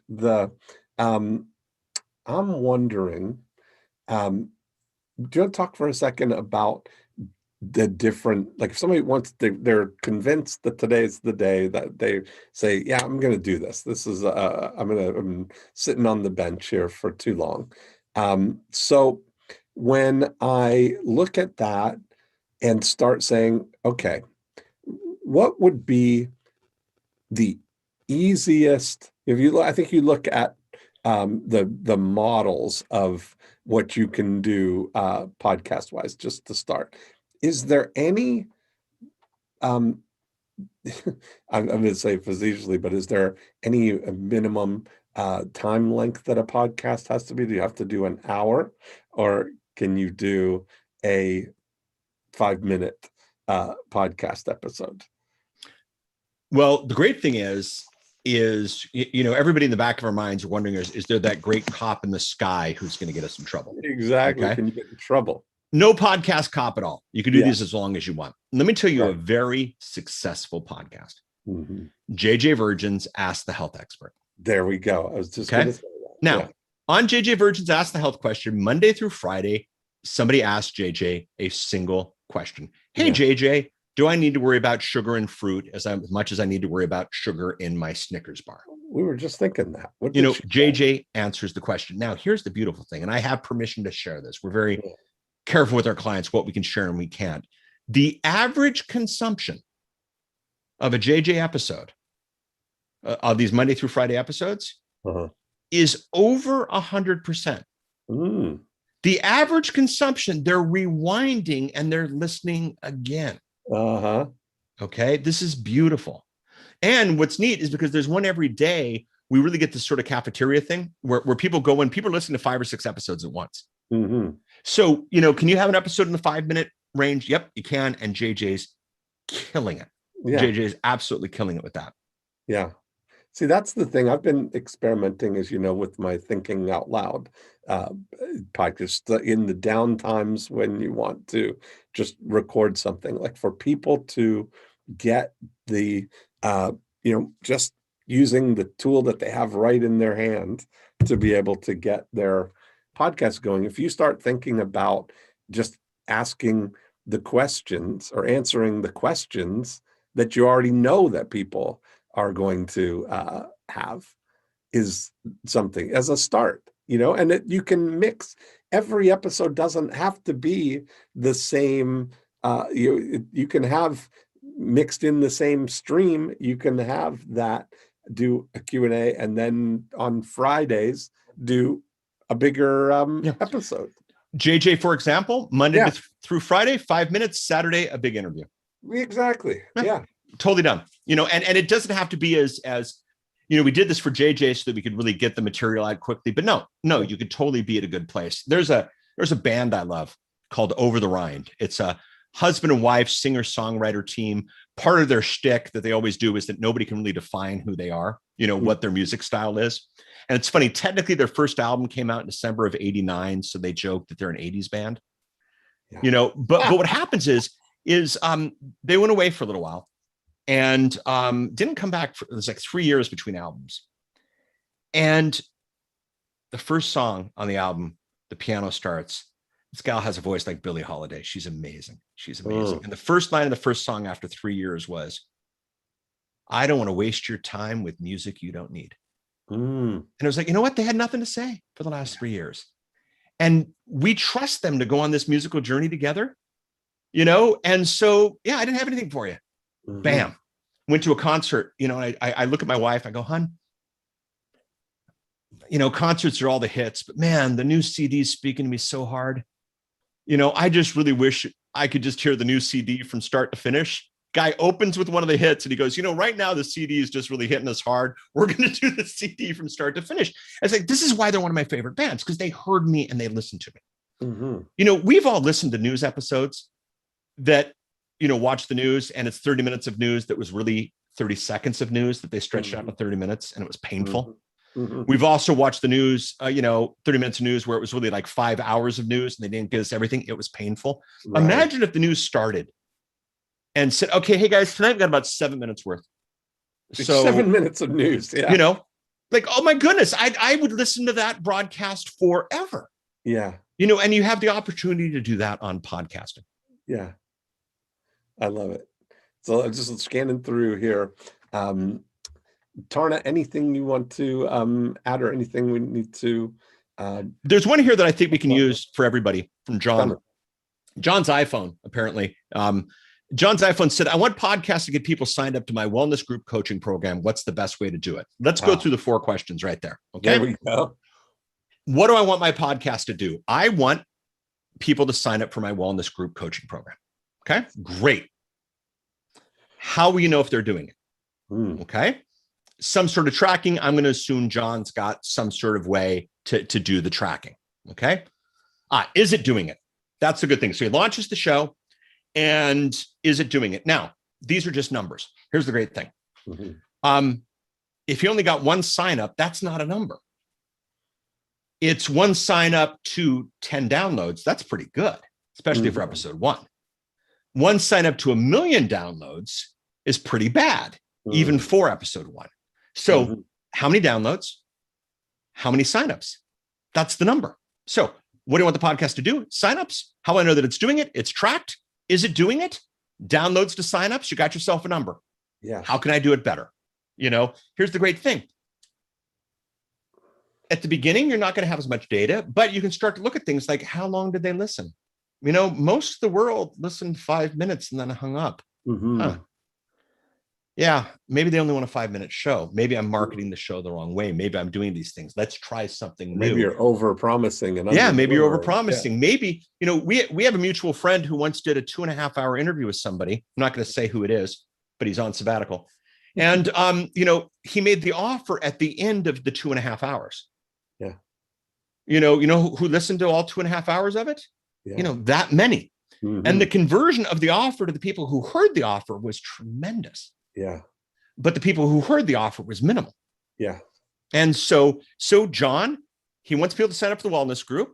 How I know they're doing it, he tracks it. He does a certain amount of downloads. He sees how many conversions he got. And then you make the basis on there. Yeah. Was it the content? Was it the format? Was it the offer? Like you said, Dean, was he promising too much? Was it a mismatch? If the show was called, the Timothy Fan Club show, I'd sign up for that in a heartbeat. I'm one of Timothy's biggest fans. But if I listen to the Timothy Fan Club show and then John's iPhone asked me to sign up for his wellness group, that's a market to message disconnect. Yeah, I think the lesson here, like as I'm listening, I'm realizing that for whatever people are asking, we can point to very successful podcasts that have broken every rule that you might say. We've done all the misconceptions. You got to have the highest quality, lossless audio and radio publishing quality. You got to do it You've got to be 1 hour, it's got to be 30 minutes, or it's got to be consistent, because we're showing, you talk about JJ, Russell Brunson, Frank Kern, all these people who are doing short, just them episodes. No, you got to have a guest on the podcast. Nobody listens to, just you. There's every one of those we can point to a successful thing, or you got to have short episodes. Then how does that account for Tim Ferriss and Joe Rogan and Jordan Peterson and all the top podcasts that are super long form? So there's no, the general, I would say to people, that they say, what kind of response rates do you get for postcards? What do you expect? And I say, well, this is just a rule of thumb, but generally we get somewhere between 0 and 100% response. Generally. Yeah, generally. That's just you gotta be careful with those numbers, but yeah. Don't quote me on that. But that's the thing, right? Is that there's short and there's long, there's solo and there's guests, there's group, there's video, there's audio only, Russell, you look at Russell's from the car on his iPhone recording just his stream on the way to work that day. It's just with the car noise background, and it works, right? So it's the content, it's thinking through what you're going to do is far more important than the tech or the format of it. And I think your 4 questions are really important, but I don't want to make it lightly that we're saying just the 4 things. What do you want it to do? How will you know that it's doing it? Is it doing it? There's a big gap between how will you know it's doing it and is it doing it? What are we doing in here to drive this? That's where the thing is. And I think that's that's where people are getting there. One of the things that you definitely take this, that there's I look at it as a capital investment rather than an expense, because what you're getting is an asset at the end of it. You're not saying assets, not episodes. What's that? Assets, not episodes. Assets, not episodes. Yeah, one of our that's exactly what you're scorecards. Doing, right? And I just look at this and you realize, man, Seinfeld just sold again for $500 million for a 5-year streaming deal. They went wherever they are now, Hulu. They sold to Netflix. I guess all the episodes are going to be on Netflix or wherever they went. Yeah. Another 5, but they've created over $4 billion in syndication. In renting. You look at these things that we've got this asset of 10 years of consistently doing the I Love Marketing podcast. And just like you started at the top of the hour, that on the Apple, when they opened up all of the episodes, right? Now you've got all of them there on the Apple environment. You look at it that even when we don't put out a new episode, we've still every day got people listening to that asset, listening to those things, and all the content that that you've got from there. It's really the greatest thing. I always talk about audio being the fastest way to digitize your brain, the fastest bandwidth way to get stuff out of your brain into a digital format is through your mouth. And if you can talk and record it, now you've got a digital asset that has its own life. Yeah. Well, and so we do a thing with our clients. Every month we send them a report, and the report is what happened last month, because you can't really know if it's doing it or not if you don't know what happened last month. Yeah. And one of the things we do on the report is we track a number called the new content ratio. Okay. And boy, everybody, this is a deeply guarded secret here at the Podcast Partnership. The new content ratio is the ratio of downloads during that time that was, ready for this, new content. Okay. So we send them the report with this new content thing. Now what's hilarious was there was a client where I said, well, You dropped from 180,000 downloads the previous month to about 160,000 downloads this month. So you had a drop in 20,000 downloads. Probably due to the fact that you didn't publish a single thing in May. Right. You know? Now, the funny thing was when I did the May report, they had a slight jump. It had to do with the fact that they'd published nothing in April either. They took a 3-month hiatus. You know, and yet they were still getting 70 to 80% of their downloads. Now, Tarna, I think I have permission for this. I want to be careful here. I've logged into the Libsyn stats, and I think it would be fun to give some download information on I Love Marketing. If that's cool, great. If I need to be really careful, let me know. But I want to put this into perspective with some real numbers because I think it would be fun. And so if that would be okay, let me know. And what I'm going to do. That would completely be fine. One thing before we move off of this topic is throughout the whole I Love Marketing live meetups we do every month, we're commonly talking about old episodes.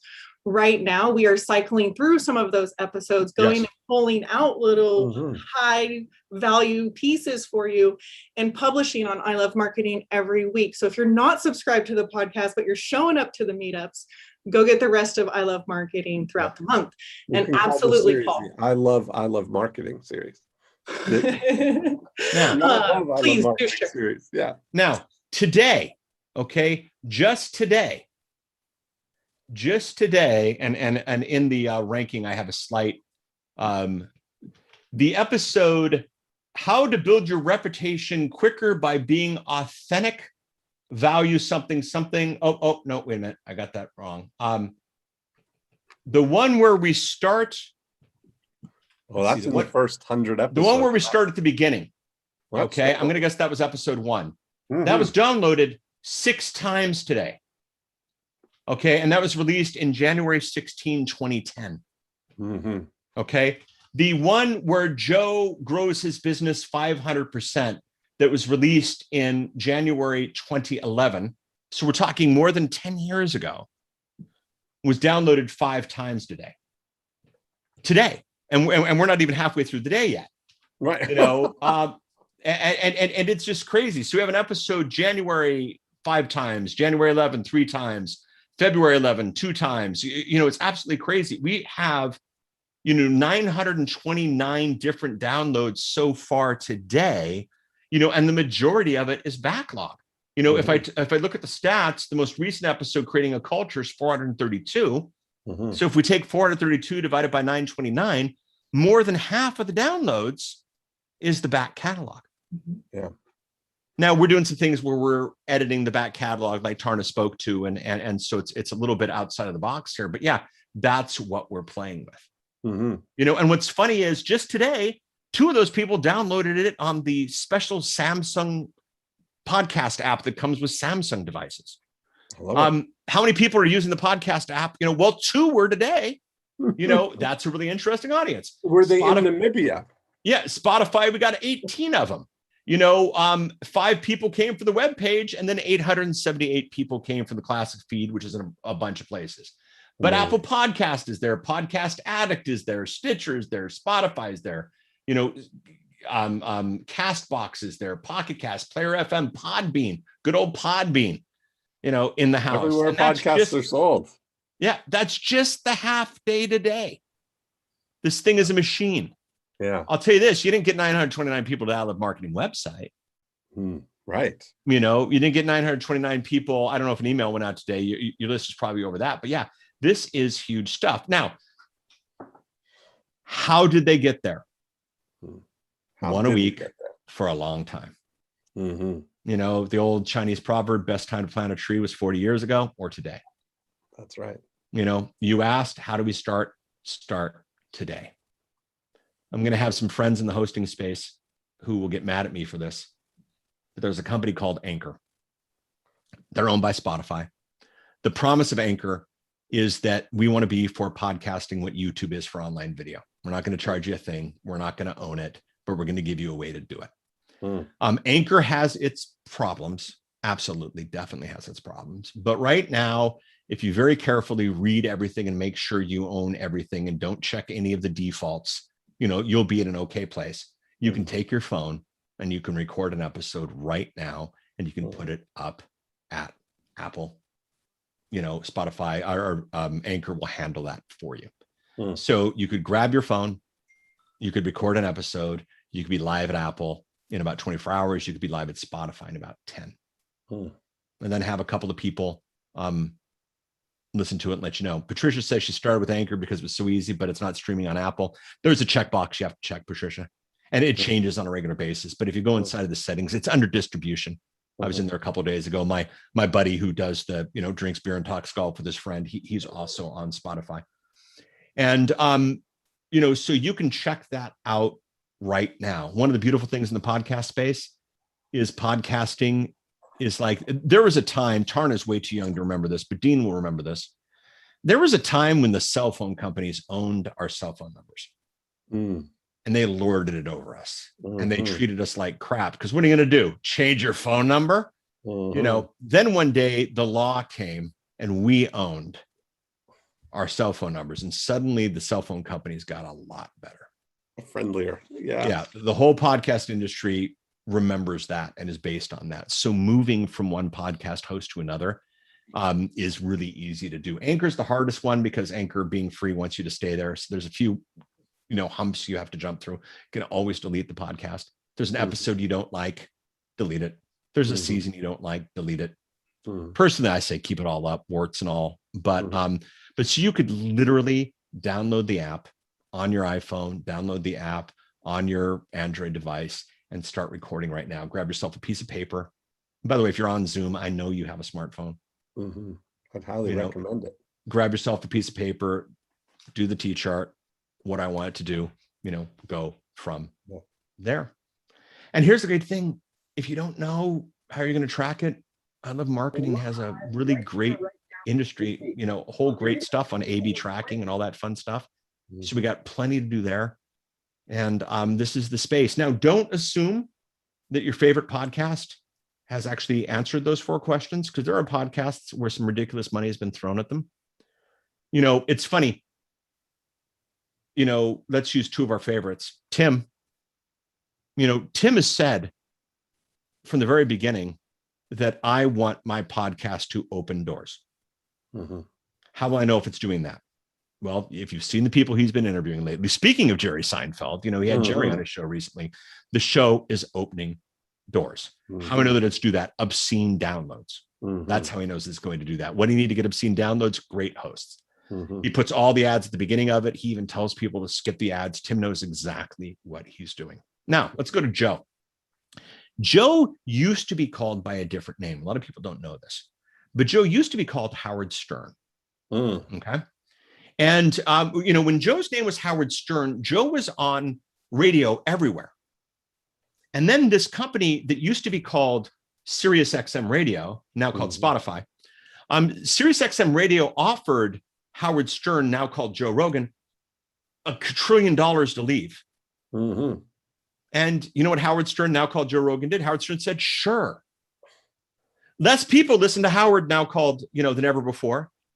But the checking account, the bank was, what I want to do. I want to make a lot of money doing what it is that I do. Joe Rogan is doing that incredibly right now. The numbers don't make sense for Joe Rogan on Spotify only, for anybody on the entire planet other than Joe. And here's the great thing. It's Joe's show. So, hats off, Joe. Congratulations, buddy. You did it. When Howard Stern left regular radio to go to Sirius XM, it made sense for nobody other than Howard Stern. But good job, Howard. Congratulations on this move. So there might be moves. One of my rules is don't count on the crazy money, but when the check comes, cash it. Hey, there you go. Don't and write this one down, people. Don't count on the crazy money, but when the check comes, cash it. And so what I want this thing to do, I want this thing to open doors. If the open doors don't look like the way you thought the doors might look, but the numbers are there, great, make the move. It's not the microphone choice. It's not the co-host. It's not the music. It's not the platform, any of that kind of stuff. It is just making the decision that makes sense for what it is that you're doing. And there we have it. You've said it all. Well, thank you, Paul. I appreciate it. And Dean, before you wrap us up, Paul, could you share a little bit? You always are telling us about the importance of an intro. Could you share a little bit about the importance of an intro and maybe even give an example? If you were to intro this podcast we just recorded, here live because I know you can riff them off your cuff. Oh, hey. Oh, you sneaky little, clever. good, This is good good. job. Okay. Again, Tarna's way too young to remember this, but there used to be a thing called Pandora. Okay. And Pandora was this amazing software service where you literally would tell Pandora, you know, I like 80s music and I like, you know, female singers and I like riff and guitar solos. And then Pandora would do this playlist for you. And then you basically would tell Pandora, I like this song, I don't like this song, and you'd give it the thumbs up or the thumbs down. And then, you know, after a couple of years of this, Pandora figured out who you were, and Pandora would give you the music selections that you want. Been a lot of different iterations. By the way, more people listen to Pandora every day than listen to podcasts still. And by the way, Pandora has podcasts.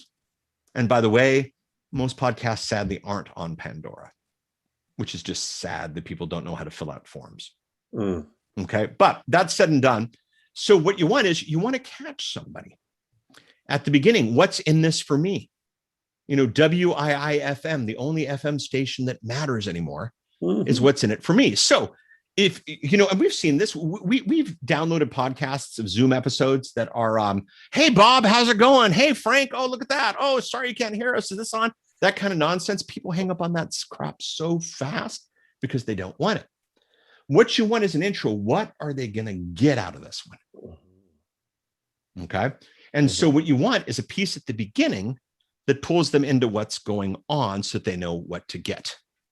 And so you could do something like this. Hey, it's Paul Colligan, and I've been podcasting for more than a decade.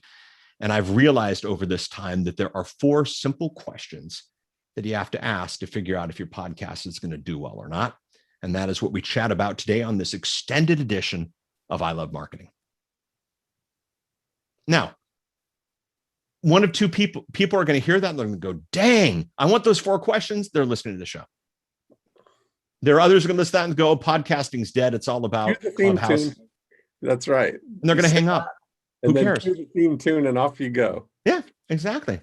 Yeah. You know, so that intro is there, and that is so important.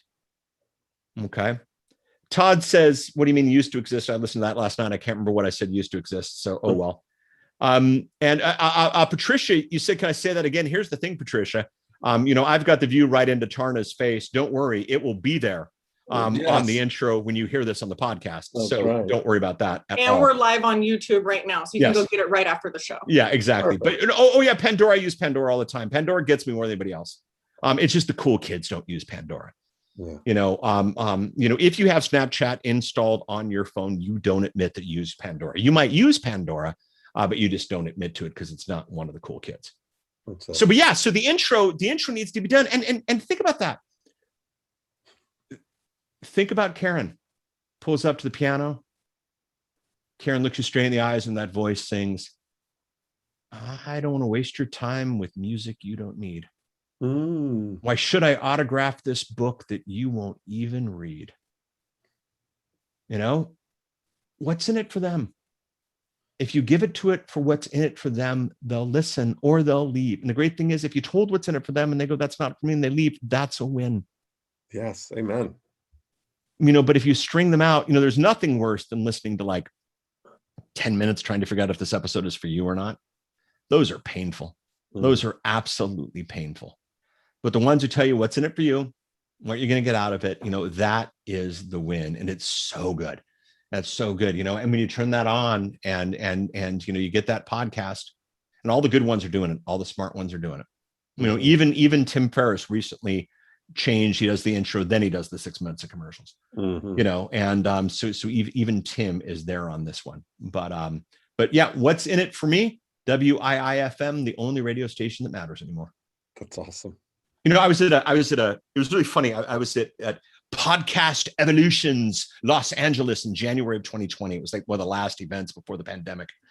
And there was a panel of public radio shows that had gone to podcasting and what they were doing. And it was a lot of fun because the first person introduces themselves and we're on this network. And then the second person talks about who they are and they're on this network, and the third and what network. The fourth person says, you know, we're blah, blah, blah, blah, blah, blah. And we distribute our podcast terrestrially on radio. So you're a radio show then, it's not even cool to be radio anymore, Right. My dear mom to this day, what does your son do? It's something with Apple that's too complicated for me to know. Do you have an Apple? Oh no. Your cheap son won't buy you an Apple. Oh, they're too expensive. But you have a Kindle Fire, don't you, Patty? Yes, I do. If you open up that Kindle Fire, there's iHeartRadio on her Kindle Fire. Now, I didn't install that for mom. Mom figured out how to install the iHeartRadio app herself, which is pretty impressive. I say, Mom, why'd you do iHeartRadio? She says, well, radio told me to. A little scary topic for another conversation. But, I go, Mom, I'm on there. And Mom goes, no, son, that's just for radio. I go, no, Mom, I'm on there. And her eyes get open. Are you on the radio now? Like she was so excited, that I would, upgrade my life to something. Finally, she can brag about her boy. Yeah, my boy's on the radio now, Esther at the bridge. And this is where we're at. So bragging you about all that can make, doctor of hers. Yeah, you all can make my mom proud by being on the radio as well. Well, my son Paul is on the radio. Yeah. What's your kid done with their life? Right. Yeah. All right. I think, man, that was a podcast right there. I think so. That was a podcast. We'll edit it down a little bit. Take out some of the ums and ahs. Like that. See yeah, like that. Exactly. Yeah. Tarna, anything that we need to close on our end coming up? Anything we need people to know? What's the date for our next? It's always the third Wednesday. It's always the third Wednesday of the month. So July 21st will be our next I Love Marketing. And Dean, who do you think we should have on the next I Love Marketing? I'm going to throw that question in the air for us to think about it, because I know you probably have somebody good. Do I get to choose? Is that? I'd love for that. Okay. Well, I'm not going to blurt anything out, but I got, this is a big opportunity for I want to make sure we get like suitably, like we've had this string of, amazing people. So, okay. I know I've got some, let me think about it. I'm not going to say, but it'll be amazing. We've got two other announcements. One is we had some folks in the chat saying that I often come away from these with so much intention that I'm going to go and do my homework, but then have a hard time for the implementation. Timothy, would you like to share a little bit with the I Love Marketing group here about ELF coaching and how that could help them with implementation of some of the things we talk about on these episodes? Absolutely. Real briefly, ELF Coaching is a program that I've run for Joe Polish in recent years. It's a small group. We call it the next best thing to Genius Network. We have about 35 members. We meet twice a month for an hour and a half virtual. It is remarkable. There's several. Dave Steen, excuse me, I know your name. You're there. And Dean Higa and others, Russ Hanisch. So it's all about, we're focusing on implementing those things that will help you get to the $1 million level. It's not for those over $1 million, generally speaking. That Genius Network is for you.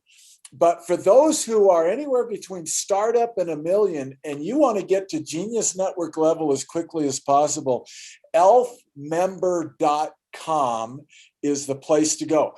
And no kidding, I think it's a week from today, it's going from $297 a month. It's not $25,000 a year like Genius Network, $297 a month to be in the program. It's increasing to $450 a month next week. So no kidding. So if you're interested, go to elfmember.com. It's well worth $450 a month. But if you want to join us and you're guaranteed that amount for at least the next year, you're grandfathered in with these other members, this price increase doesn't apply. So that's my 2 minutes. Okay. Okay. Well, speaking of 4 and 5, on November 4th and 5th, for those Genius Network eligible viewers or listeners, the Genius Network annual event will be November 4th and 5th this year. It will be a hybrid model, and we are taking applications at geniusnetwork.com. Again, geniusnetwork.com for the annual event for Genius Network, and that is the big event that's been going on for several years. So thank you, Paul, And thank you, Dean. And Now, Dean, I I gotta can't say wait something. to see who you bring. I got to say something about the annual event. I told Tarna, a little bit embarrassing, that the virtual event was going to go bad. I was really scared. He told me a lot more than that, but yes, yeah. that's the short version. we're editing on the fly, if you will. Funny enough, it was the best of all the annual meetings for me. Other than being able to hug Dean, it was the best of all the annual meetings for me and my business. Now, it's not that they've mastered the virtual meeting, and I don't know what November will bring, and we're all students of this, and it's absolutely fascinating. But the value of the annual event is not physically dependent. I think this is really, really important because, you know, you said it's going to be hybrid. It is going to be hybrid, you know, and everything this year is going to be hybrid. This is going to be wacky. I'm going to Abu Dhabi in December to talk about podcasting at the hybrid VidCon event. So boy, there's 8 or 9 things intersecting. It will be extremely hybrid, but I'll tell you, it's still going to be viable and it's still going to be profitable. And, you know, that whole 40-day, 40-year today kind of situation, if you're thinking about ELF, or if you're thinking about annual, or you're thinking even about, you know, Genius, act right now. It's weird. It's at a weird moment in time. They've been figuring things out, making the most of this stuff. It's pretty fantastic. So I was surprised, you know, when I did my numbers, it was the best event I had done for, you know, and the cool thing was I didn't have to get on a plane, you know, didn't have to wear pants, any of that stuff. Now I'm hoping to come out to Nashville, where'd that come from? I'm hoping to come out to Arizona, and I'm hoping to wear pants, but you know, not always mutually guaranteed. But the fact of the matter is, don't discount this year in the midst of all the wacky. I probably lost money for discounting. That's it. All right, kids. All right, kids. Wow, Dean, we got here early. We kept you late. Yeah, you don't have to go home, but you can't stay here. Thank you guys so much. Dean and Paul, you guys, I think everybody here, we just so appreciate. This was fantastic. Tim, let me ask you something, Timothy. Sorry. No. Yes. Do we have to address you as something different now that you've graduated? Master of Divinity, Paulson. Okay. Yeah. All right, Master Paulson. That's what we. Okay. There we go. That's all. I prefer Timothy. Thank you. Thank you for asking. There we go. All right, for Timothy Paulson, Joe Polish, Tarna, Gina, Eunice, everybody, thank you for coming on, and we'll see you next week next month with a very exciting guest. Stay tuned. Thank you. Thank you, guys. Hey, guys. Thanks all. Thank you, guys. Thank you. Thank you. Thank you, guys. You well. Bye. Thank you. Thanks a lot.